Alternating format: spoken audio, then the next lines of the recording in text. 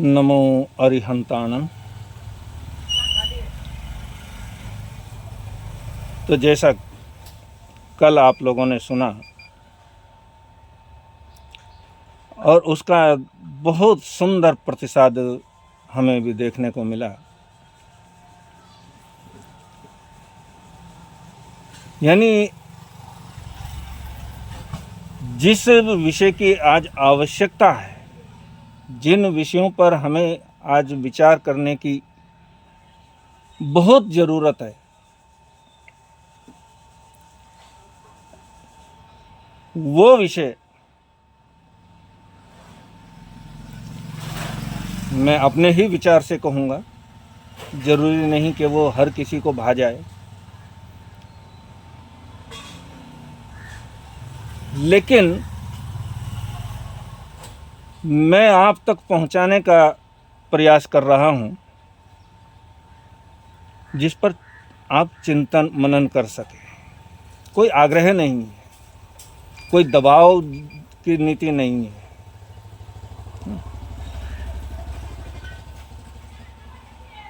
तो ये ऐसे विषय हैं जिन्हें गहराई तक सोचने की, परंपरा से लग करके हम सोचते रहेंगे तो बात नहीं बनेगी।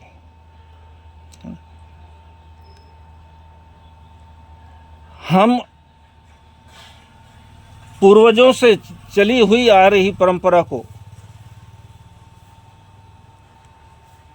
नहीं, हमारे यहाँ तो ऐसा ही चलता है, तो फिर उनके लिए ये वीडियो नहीं है।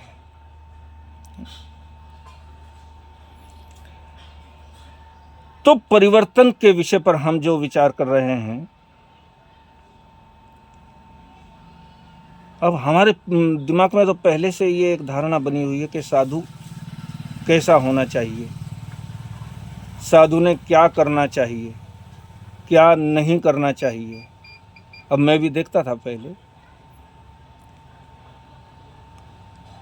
जब गांव-गांव विचरण करता था, तो लोग मेरे से पूछ लेते थे, महाराज साहब आप तपस्या नहीं करते?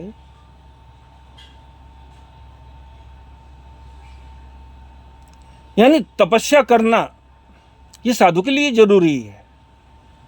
हमारी एक धारणा बन गई। वो बाकी कितना कुछ कर रहा है, वो बातें भी गौण हो जाती है। तो धारणाओं से बंधा हुआ व्यक्ति उससे अलग सोच नहीं पाता, इसलिए उसे ये सब बातें सोचने के लिए थोड़ा मुश्किलें आती हैं। अब पैदल विहार और वाहन विहार, ये हमने कल का विषय लिया था। तो पैदल विहार उस समय की ठीक थी बात, लेकिन आज के परिदृश्य में, आज की स्थितियों में हम विचार करें तो ये हमारे लिए थोड़ी सी रुकावट जैसी बात लगती है, और थोड़ी सी नहीं, बहुत सी। तो इसलिए मैं सोचता हूं इन बाधाओं को, इन रुकावटों को हमें थोड़ा सा अलग करना जरूरी है, चाहिए भी। और फिर हम देखते हैं आज बड़े बड़े आचार्यों के, हमारे मूर्धन्य साधु साध्वियों के पैदल चलते हुए कितने एक्सीडेंट हो जाते हैं।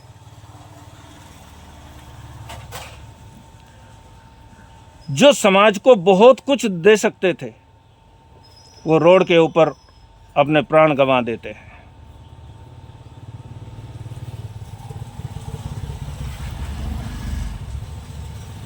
पैदल चलने के लिए कोई श्रावक श्राविका तो उनके साथ में चलने के लिए तैयार। आज घर से दुकान जाना है तो गाड़ियां चाहिए, और फिर साधु कहीं आगे गए, वहाँ कोई आहार पानी की व्यवस्था नहीं है, तो पीछे वाले लोग 5-7 गाड़ियाँ ली चलो महाराज साहब को गोचरी दे करके आएंगे, आहार बहरा करके आएंगे।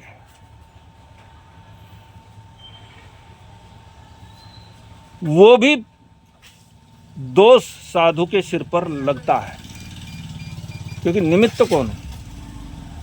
जिस चीज में हम निमित्त बन रहे हैं उसका अच्छा और बुरा परिणाम तो हमारे ऊपर भी आएगा ही आएगा।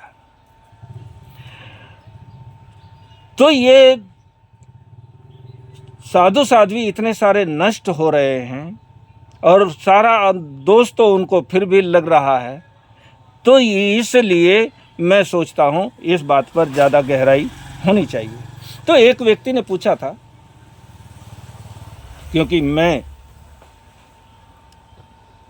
बहुत साल तक तो मैं भी पैदल ही चल रहा था, और मैंने जब तक पैदल चला तब तक खड़ी हुई गाड़ी के ऊपर पैर नहीं रखा, लेकिन मुझे कोई संकोच नहीं है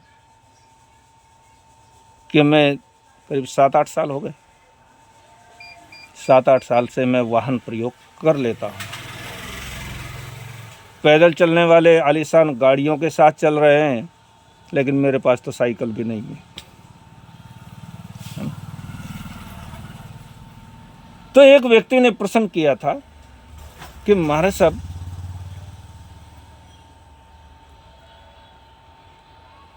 ये पैदल चलने वाले लोग, अब आप वाहन प्रयोग कर रहे हैं, गाड़ी का यूज कर रहे हैं, तो इनकी नज़र में ऐसा ये थोड़ा सा हीन दृष्टि से क्यों देखने लग गए?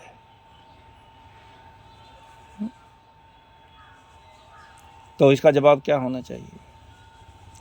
जिसकी नज़र जैसी है उसको वैसा ही दिखता है, वो वैसा ही देखता है।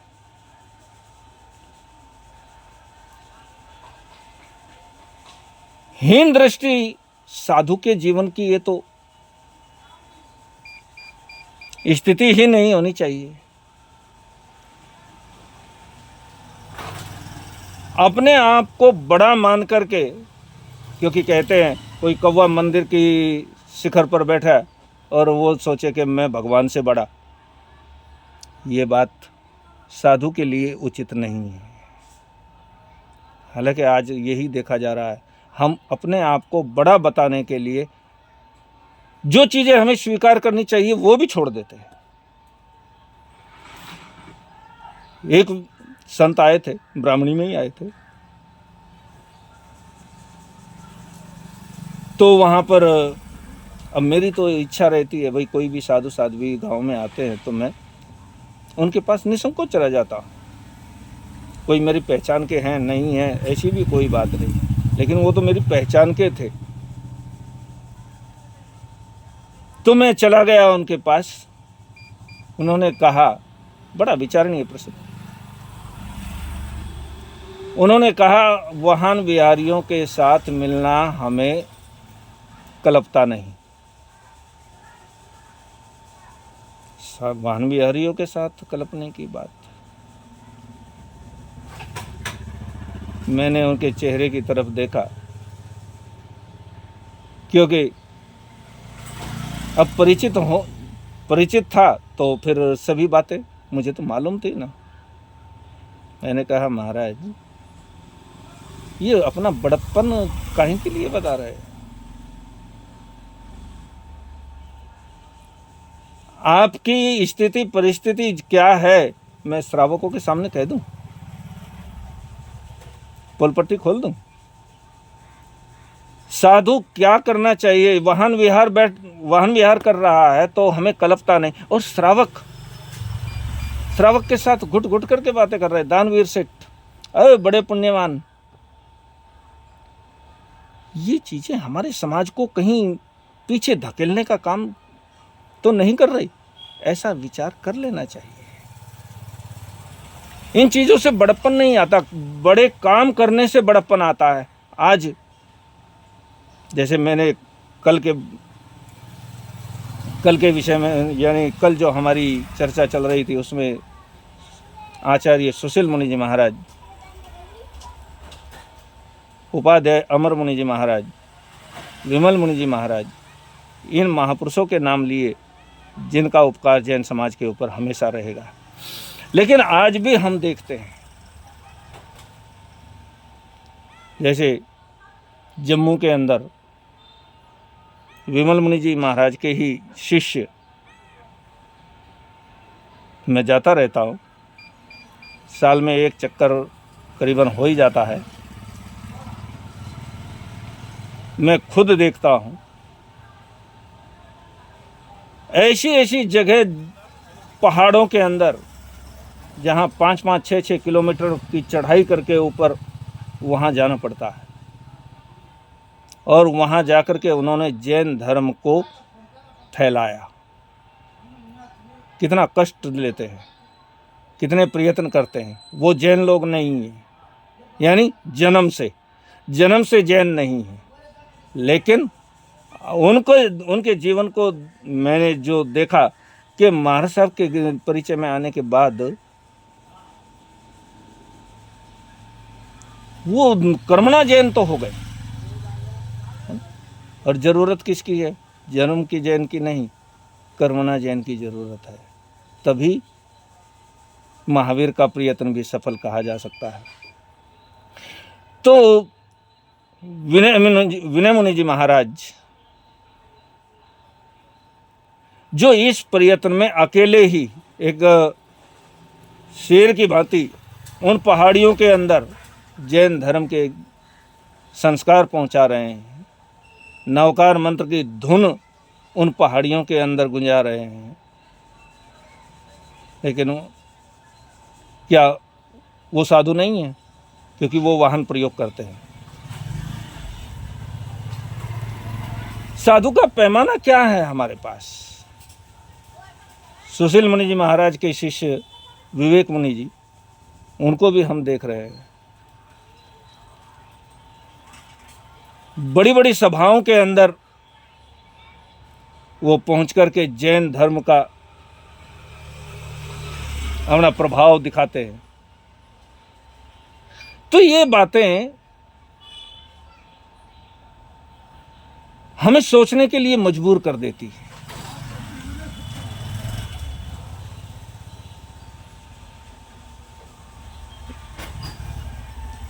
बस इसी धुन में रहा मर के मिलेगी जन्नत, बस इसी धुन में रहा मर के मिलेगी जन्नत, ना इधर के रहे ना उधर के रहे।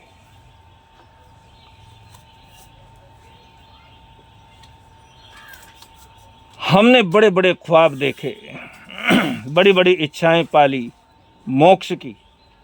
महावीर का मोक्ष इतना सस्ता नहीं कि तुम्हारे भूखे रहने से उसकी प्राप्ति हो जाएगी। 10 प्रकार का धर्म है, महावीर ने 10 प्रकार का धर्म बताया है,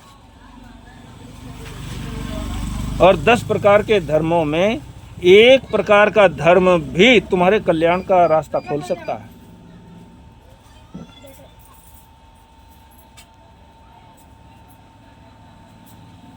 मैं तपस्या का विरोध नहीं कर रहा, या मैं पैदल चलने वालों का विरोध नहीं कर रहा हूं। मुझे विरोध करने का कोई हक भी नहीं है। लेकिन जहां 10 प्रकार के धर्म की बात महावीर कहते हैं,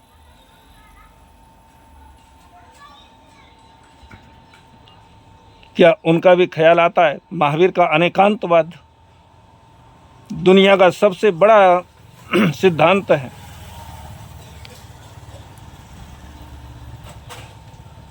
महावीर को समझना है तो अनेकांत की दृष्टि को समझना चाहिए ही चाहिए। उसके बिना महावीर को हम नहीं समझ सकेंगे।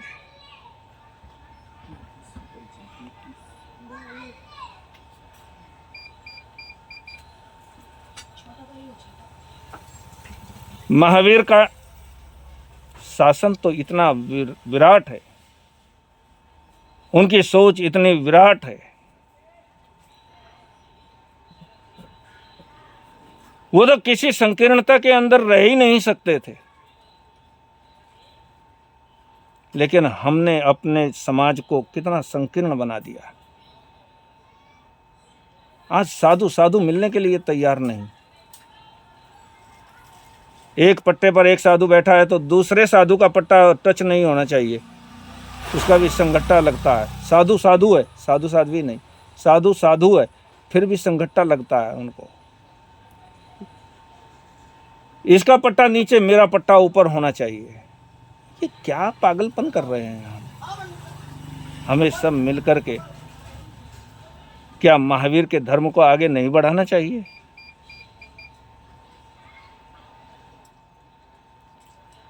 ठीक है, कोई तपस्या कर रहा है, अनुमोदना है। कोई प्रवचनों के द्वारा जिन शासन की प्रभावना कर रहा है, अनुमोदना है।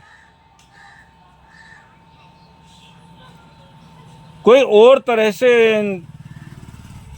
सेवा भाव करके, सबसे बड़ा तप तो सेवा का है। दीन दुखी की सेवा का सबसे बड़ा तप महावीर ने बताया है। तो इस तरह से विचार करते हुए हमें इन बातों को सोचने की ज़रूरत है। और जैसे कल मैंने जो विचार रखे उसको बहुत सारे लोगों ने लाइक किया, पसंद किया, मुझे फ़ोन तक करे और बड़ी प्रसन्नता व्यक्त की।